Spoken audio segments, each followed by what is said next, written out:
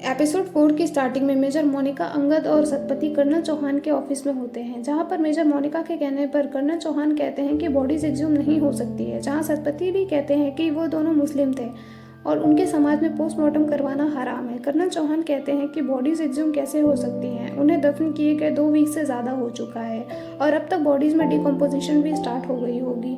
तब मोनिका कहती है कि उनके पास उनकी अम्मी की परमिशन है, वे बॉडीज़ को एक्सह्यूम करवा सकते हैं। और रही बात डिकम्पोजिशन की, तो नॉर्मल हालातों में बॉडीज़ में डिकम्पोजिशन 2 से 4 दिनों में स्टार्ट होता है, लेकिन राजस्थान की इस तरह की गर्मी में यहाँ की मिट्टी में ह्यूमिडिटी बहुत लो होती है और सॉल्ट कंटेंट बहुत ज़्यादा होता है। वो कर्नल चौहान को वहाँ का वेदर डाटा रिपोर्ट भी दिखाती हैं। इस पर कर्नल चौहान अंगद से उसका ओपिनियन लेता है, तो अंगद कहता है कि अगर मेजर मोनिका के पास उनकी माँ की परमिशन है तो वे ऐसा कर सकती हैं, वो उन दोनों की बॉडीज़ को एक्सह्यूम करवा कर उनका पोस्टमार्टम करवा सकती है। कर्नल चौहान इस पर उसको परमिशन दे देते हैं। अब मोनिका, अंगद और कुछ लोग बिरामी गांव के लिए बॉडीज़ को एक्सह्यूम करवाने के लिए निकल रहे होते हैं, जहां पर अंगद के पूछने पर मोनिका बताती है कि वेदर डाटा रिपोर्ट फेक था जो उसने कर्नल चौहान को दिखाया था।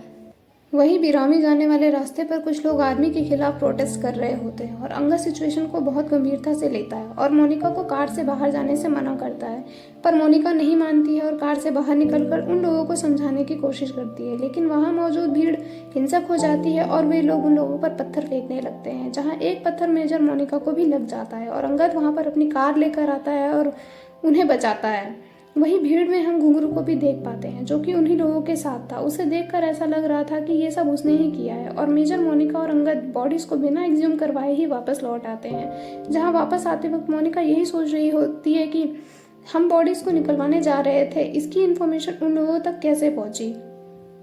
वहीं शाम को आर्मी के एक इवेंट के बाद मेजर मोनिका और अंगद एक बार में जाते हैं, जहां मोनिका अंगद का फ़ोन ऑफ कर देती है और अपना भी फ़ोन ऑफ कर देती है और फिर वो लोग वहां पर ड्रिंक्स मंगवाते हैं। वहीं घुंघरू और 2 लोग बिरामी गांव के कब्रिस्तान में जाते हैं, जहां रात के अंधेरे का फ़ायदा उठाकर वो लोग आसिफ और खालिद की बॉडीज़ को निकाल लेते हैं। वहीं मेजर मोनिका वॉशरूम में जाती है और घुंघरू को कॉल करती है, जहां वो घुंघरू से पूछती है कि क्या काम हो गया है। इस पर घुंघरू कहता है कि हाँ, काम हो गया है।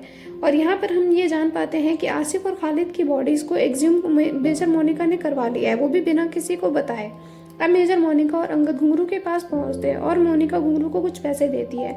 पैसे लेकर घुंघरू वहां से चला जाता है। तभी वहां पर सतपति भी आ जाते हैं, जबकि मेजर मोनिका ने उन्हें यहाँ नहीं बुलाया था और अंगद ने भी उन्हें यहाँ नहीं बुलाया था।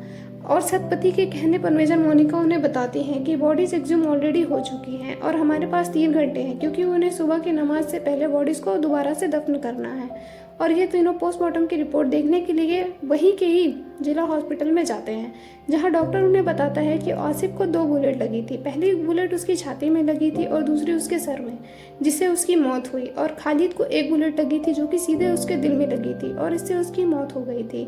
और मेजर अजय को 1 बुलेट लगी थी जो कि पीछे की तरफ से उनके गले पर लगी थी।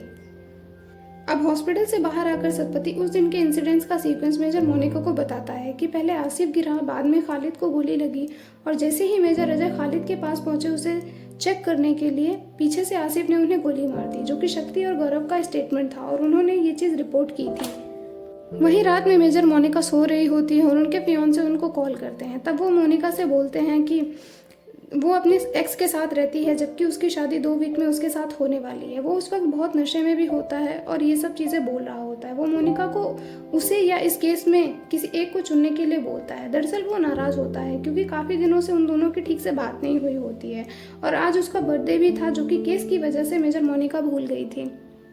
अगली सुबह अंगद मोनिका से कहता है कि तुमने जानबूझकर कल मेरा फ़ोन ऑफ किया था, तुम्हें पता था कि सतपति मुझे कॉल करेंगे। इस पर मोनिका उसे बताती है कि वो केस को और ज़्यादा इन्वेस्टिगेट नहीं करेगी और रिपोर्ट फाइल करके वापस चली जाएगी, जहां वो केस की रिपोर्ट बनाती है और कर्नल को सबमिट करने जा रही होती है। तभी उनके एक फ्रेंड का उन्हें कॉल आता है, जिसे मोनिका ने शक्ति की जानकारी निकालने के लिए बोला होता है। वो मोनिका को बताता है कि 7 साल पहले भी एक एनकाउंटर हुआ था जो कि कश्मीर में था और एनकाउंटर करने वाले ऑफिसर का नाम शक्ति मंडप्पा था और उन्हें क्लीन चिट मिल गई थी। जहां इस पर मोनिका सोचती है कि क्या ये शक्ति का पैटर्न है या कुछ और एपिसोड 4 यहीं पर ख़त्म हो जाता है। अब क्या मेजर मोनिका शक्ति के इस पैटर्न को समझ पाएगी या अपनी बनाई गई रिपोर्ट को सबमिट करके वहां से वापस चली जाएगी?